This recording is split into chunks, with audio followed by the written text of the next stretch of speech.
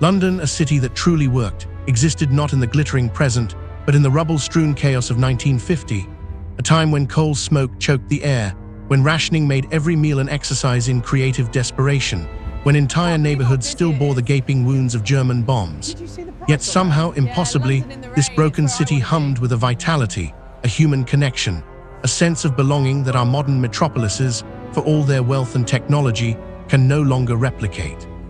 Before we dive into this fascinating journey through time, I want to be transparent with you. This video was crafted using cutting-edge AI technology, allowing us to explore history in ways never before possible. If you're intrigued by stories that challenge how you think about progress, community, and what we've truly gained or lost in our rush toward the future, hit that subscribe button now. You won't want to miss what's coming. Picture London in 1950. Not the London of tourist brochures or romantic period dramas, but the actual, breathing, suffering, magnificent organism that 6 million souls called home.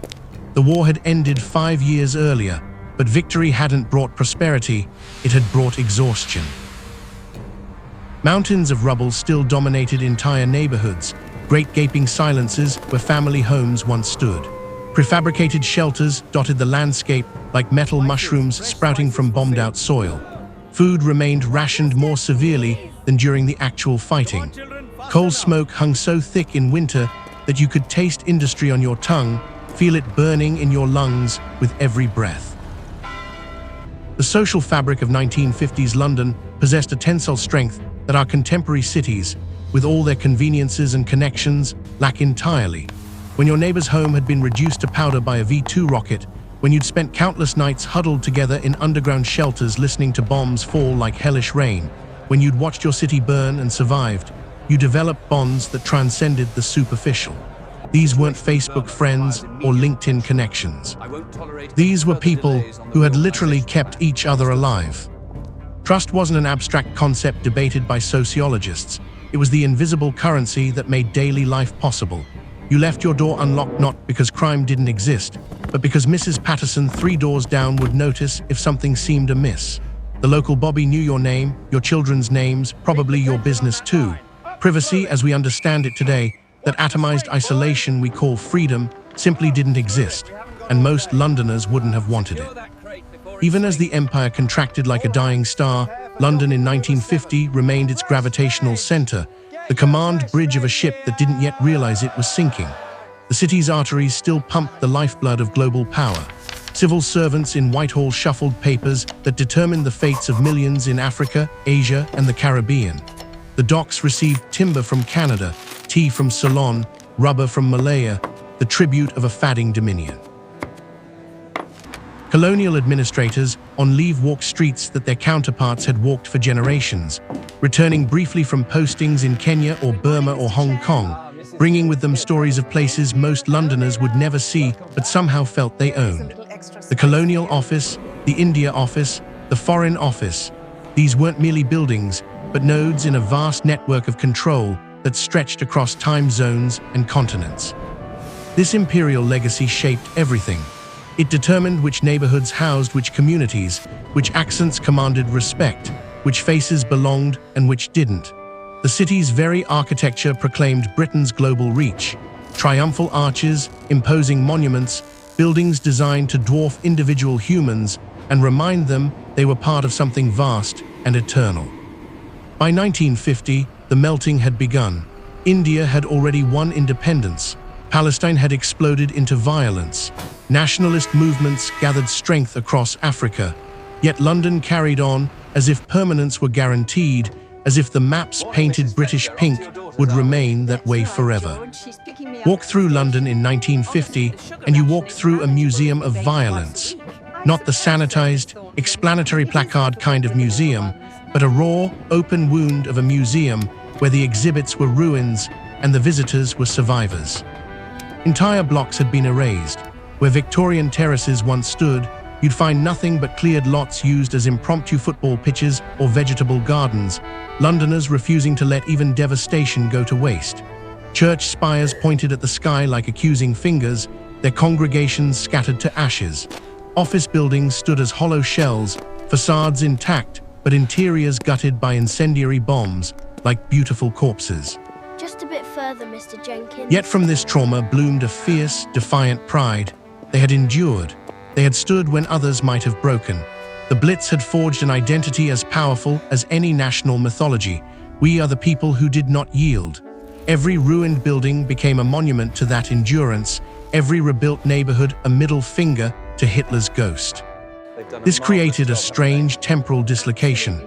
Londoners in 1950 lived simultaneously in the present and the past, their daily routines haunted by memories of sirens and shelters, their small victories flavored with the knowledge of how much had been lost. The war had ended, but it would never be over, not for them, not really. Here's something our modern minds struggle to grasp. People in 1950 London accepted levels of environmental danger that would trigger complete societal breakdown today. The Great Smog of 1952 would kill 12,000 people over just a few days, 12,000. And while it did eventually spur the Clean Air Act, at the time it was treated as a particularly bad instance of a chronic condition, not an unprecedented catastrophe. Every winter, the coal smoke grew thick enough to taste. Visibility dropped to yards, sometimes feet. You navigated by memory and touch, your lungs burning, your eyes watering, every breath a reminder that London's industrial might required human sacrifice. Bronchitis, tuberculosis, respiratory disease, these claimed thousands annually, disproportionately the young and old and poor.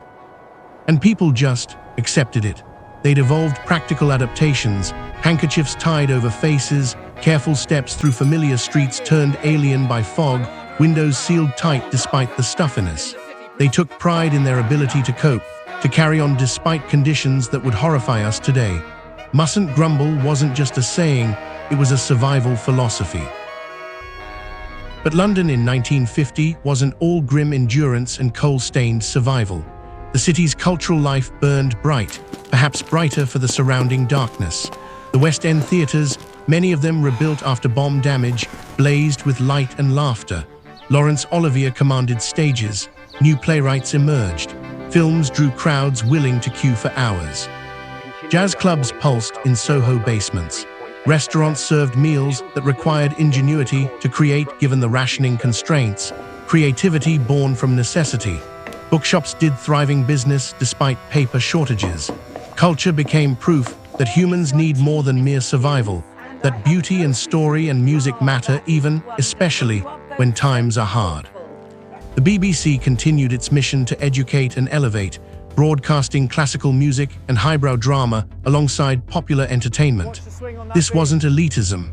It was a faith that culture belonged to everyone, that a dock worker had as much right to Shakespeare as a lord. The third program, launched in 1946, assumed audiences wanted challenging content and gave it to them without apology.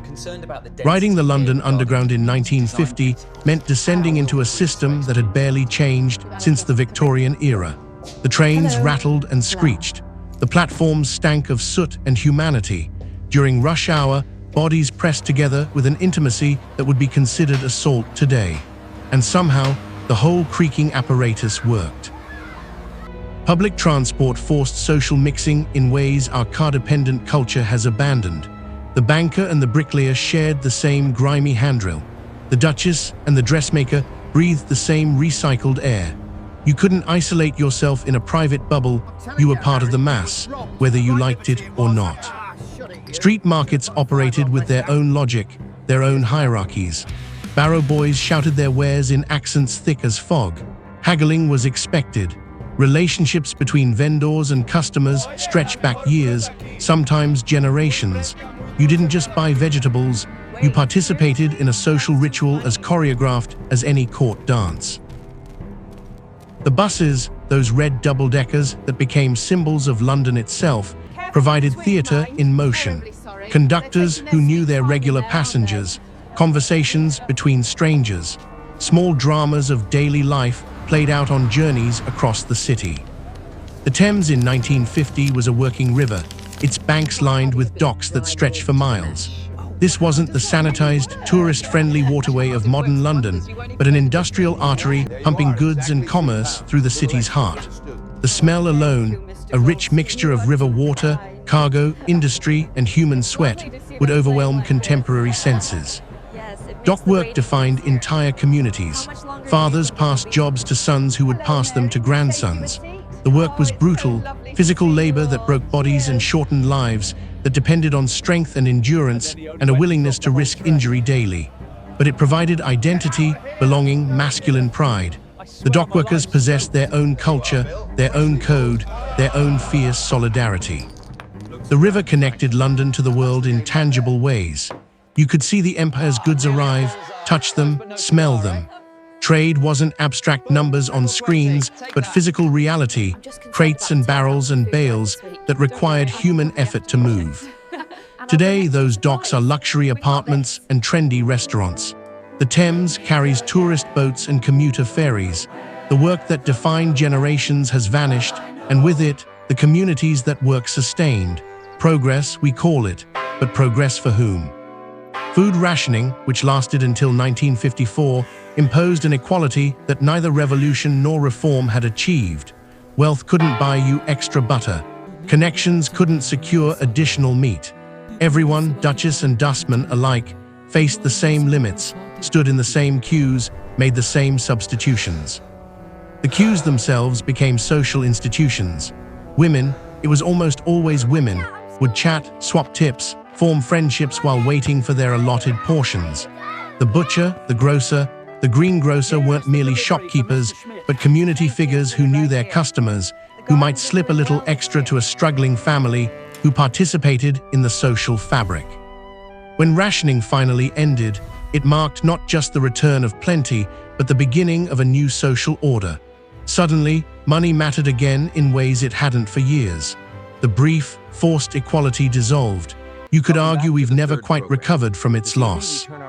Every city needs what urban planners now call third places, spaces beyond home and work where community happens. In 1950 London, these weren't designed by consultants or mandated by policy. They emerged organically from the rhythms of daily life. The housing crisis of post-war London makes today's complaints seem quaint. Families of 6 sharing 2 rooms, multiple families splitting a single house, waiting lists stretching years for council flats. The bombing had destroyed hundreds of thousands of homes that couldn't be replaced quickly enough. Yet this density also meant that isolation was nearly impossible. The elderly woman living alone wasn't truly alone. Neighbors noticed if she didn't appear, checked in, brought soup when she was ill. Children grew up supervised by an entire street, not just their parents. Help, wanted or not, was always nearby. The new estates built to address the shortage, massive council blocks, attempted to replicate this community spirit through design. Sometimes it worked, often it didn't. You can't engineer social bonds, they emerge from shared experience and time. London wasn't truly a single city, but an archipelago of villages that happened to touch. Each neighborhood possessed fierce identity, distinct accents, traditions, loyalties. You were from Bethnal Green or Bermondsey or Battersea first, London second. These local identities ran deep, shaped by industry, by history, by family lines stretching back generations. The dock neighborhoods had their own culture distinct from the factory neighborhoods. The markets of East End operated by different rules than those of West End. Today's London is more cosmopolitan, more diverse, more connected. It's also more anonymous, more transient, more abstract. The old village identities have faded, replaced by, what exactly? Borough names on real estate listings, hashtags. So what became of that London, that functioning organism of density and hardship and human connection?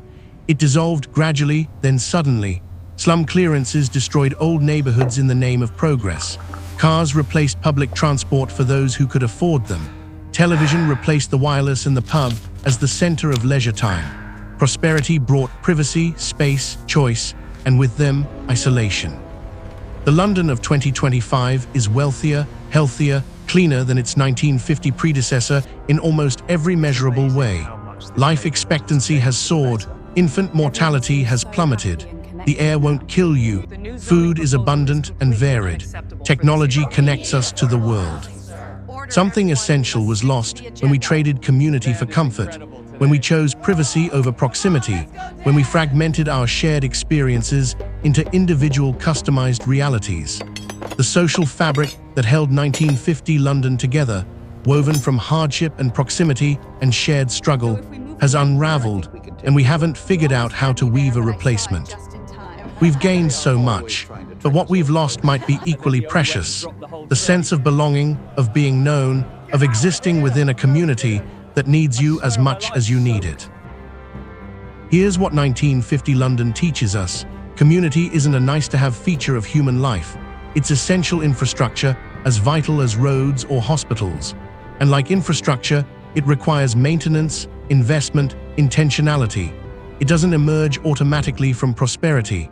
In fact, prosperity often destroys it by making it unnecessary, by allowing us to purchase private solutions to public needs. We can't and shouldn't want to return to 1950, but we can ask ourselves, what are we willing to sacrifice for genuine connection? What discomfort would we accept in exchange for belonging? How can we create density of experience without density of suffering? Remember, the future isn't inevitable. It's something we build together, one choice at a time. Make yours count.